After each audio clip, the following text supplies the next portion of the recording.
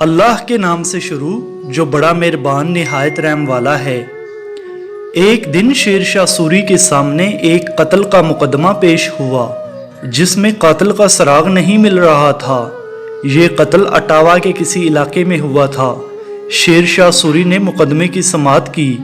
اس نے اٹاوا کے شاکدار کو حکم بھیجا کہ جس علاقے میں قتل ہوا ہے اس کے آس پاس واقع کسی درخت کو 2 آدمی بھیج کر کٹوائے، اور جو سرکاری مخبر اس درخت کے کاٹنے کی اطلاع لے کر آئیں انہیں پکڑ کر ہمارے پاس بھیج دو۔ شاکدار نے شاہی حکم کے مطابق 2 آدمی درخت کاٹنے کے لیے روانہ کیے۔ وہ ابھی درخت کاٹ ہی رہے تھے کہ علاقے کے سرکاری مخبروں اور جاسوسوں نے انہیں موقع پر آ کر پکڑ لیا۔ سادہ کپڑوں میں ملبوس اشخاص نے درخت کاٹنا چھوڑ دیا اور ان مخبروں کو لے کر شاہی دربار میں پیش ہو گئے۔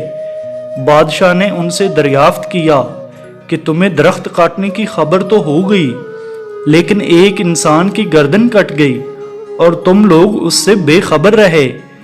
میں اسے تسلیم کرنے کے لیے تیار نہیں۔ 3 دن کے اندر اندر قاتلوں کو پیش کرو ورنہ سزا میں تم قتل کر دیے جاؤ گے۔ مخبروں کے جسم پر لرزہ طاری ہو گیا۔ تیسرے دن کا سورج طلوع ہونے سے قبل قاتل شاہی دربار کے سامنے زنجیر و سلاسل میں جکڑے حاضر تھے۔ عدل و انصاف کی اس بے مثال پاسداری کی بدولت بر صغیر کا ہر تاریخ دان شیر شاہ سوری کا نام ادب سے لیتا ہے۔